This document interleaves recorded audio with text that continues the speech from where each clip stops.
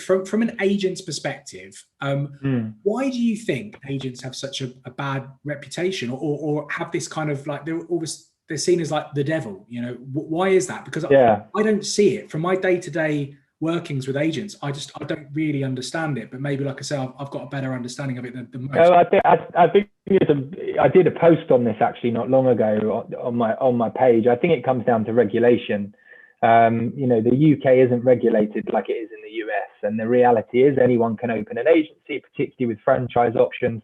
Anyone can go into agency, and I don't want to moan too much about the barriers to entry, because, you know, I was going down a completely different path. I was meant to be going to study law. I wanted to be a barrister. I'd been accepted to, I think it was Southampton, and didn't go at the last minute, and my dad was fuming, and I went into agency, and the rest is history. So I can't be too critical of the barriers of entry, and in some ways the poor performance of a lot of agents is helpful selfishly to put the good agents up on a pedestal and really highlight those that are good at what they do. But I think the lack of regulation is a big part of it, and I think the other part of it is when you have that lack of regulation, the people that are coming into the industry aren't being taught the correct way. You know, they're being taught to focus, as is the mentality of, I don't want to brandish generations, but a lot of people at the moment, it's on the quick buck. Everyone wants to get rich and do it quickly, particularly with Instagram, right? So there is that short-term focus on commission. It's get the client in, get it sold, you know, whatever we need to do. I remember I won't say the agency, but an old saying was get them on, get them down, get them gone. And I'm sure there's plenty of people listening that know where that came from, which agency that came from. And it's just ludicrous, right? Because if you want that client long term, or if you want to build a career, you need to be looking at the bigger picture. And I say this so much on different posts and different podcasts that I do, but the reason Instagram, for example, has been so successful for me is because it's all word of mouth. And it allows you to show a real side of yourself outside of the constraints of the suit in an office. You know, people actually realize that you're a real person. And I said it on a podcast with Jake Notman, actually, a brilliant podcast I did with him. But it's about trying to toe the line. It's about, not as good as this one. It's about trying to toe the line between. Everyone listens to this. Go and listen to Jake Notman's podcast as well. I feel awful now. So he's interviewed me and he's interviewed you. So there's two. we should do no, three-way sounds weird, but yeah, we should do some sort of joint podcast. But it's about trying to toe the line between being professional, knowledgeable, and getting the balance of formality right, where you're still remaining professional and knowledgeable, but you're not overly formal, that you're unapproachable. But yeah, I've given a real roundabout answer. You need to focus on the long term. Too many people are focused on their income next month, not in 5 years' time. And you just won't get anywhere in agency like that, because it's no repeat business, and it's a cliche, but it's no trust. And I think in defense of our industry, it's slowly changing. You know, there are still agencies that are very, very archaic, and clearly I'm biased, but I feel like, you know, if you operated in the vein of any of those sorts of stereotypes or connotations that people have got in their head right now, in my office or my agency, you would be out the door. It'd just be gross misconduct. You wouldn't work there in terms of lying to clients or whatever, as I say, people might be conjuring up in their heads about how agents operate. It's just a case of the minority spoiling it for the majority situation, isn't it? Of course it is. Yeah, it's similar.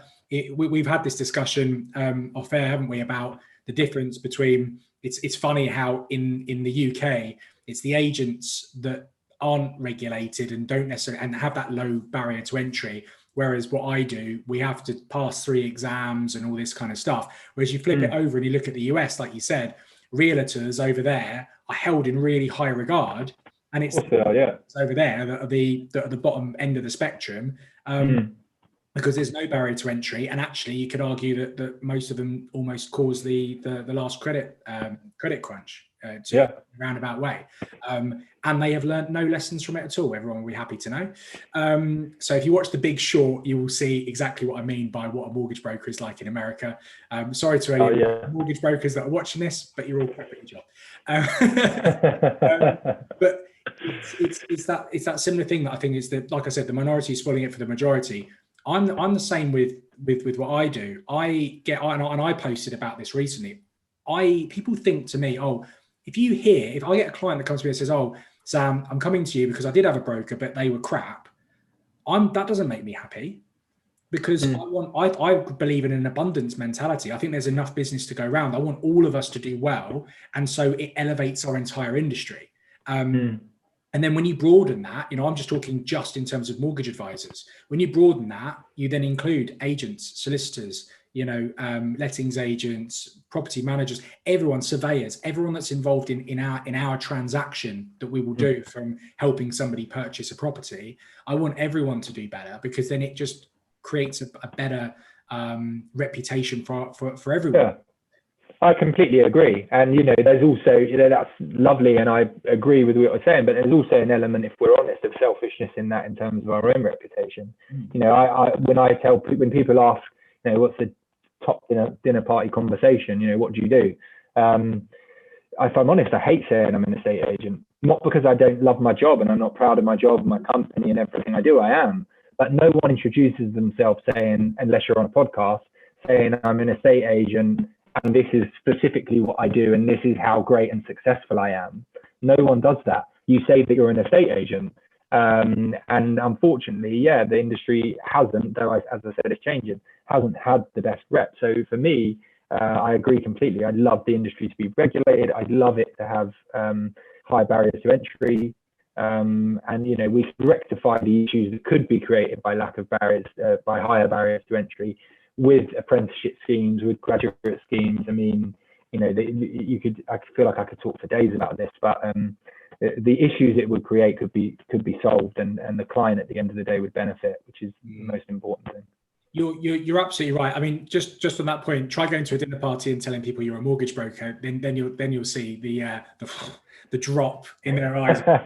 This guy must be the most boring person in the world. I always say, in the league table of boring in our industry, I'm only beaten by taxes and insurance. So I've got a lot of work to do to try and make this stuff interesting. I agree with what you're saying there, and I think trying to change the environment that people work in is definitely going to be good for the long term. But like you said, in the short term, if there are those that maybe aren't doing their job as well, it is more helpful. I mean, one thing I've found is, I came to this epiphany after, I think my dad had a go at me after I just kept moving jobs, worked for various different brokerages over the years, never quite fitted. And my dad, being an old school guy, was like, why can't you bloody hold down a job for longer than 2 years, Sam? But it actually, as it transpired, I was just meant to run my own business. That's what it was meant to be. But when I go through each of these businesses, and we mentioned one particular agent before we got on air, which I won't mention because I think it's unfair, they have a brokerage that I worked for, where I did my training, and it was very transactional. It was very much just speak to as many people as you can. There was no thoughts on looking after a client long term and treating them like a solicitor might treat a client, or an accountant might treat a client, or a tax advisor might treat a client.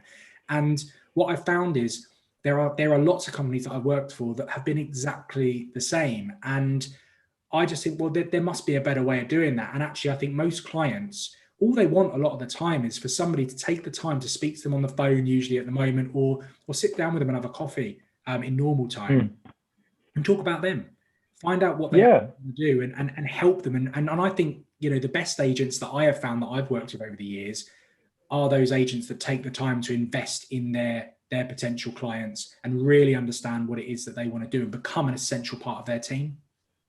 It's a pride. For me, it's a pride thing, to be frank. I want people to feel like I'm good at what I do and that they want to use me again, and that they're going to tell other people about me, and that they rate me. That's a massive part of it. for me, you know, that's career satisfaction, knowing that your clients want to use you again and think highly enough of you to refer you to someone else. I think the problem with the sort of example you just gave is not everyone's in it for the long term. Even that particular example or other particular examples, if you're just trying to build up the share price before those clients become repeat clients and then sell the business, then, you know, selfishly for you, that's a win-win. But when all those repeat business, when all those clients come to sell, and a lot of people forget buyers and sellers eventually, in 5-7 year cycles or whatever it might be, that's not a long-term business. And I think that's what we're seeing with certain agencies at the moment. I don't think it's coincidental that some of those have sold in the interim.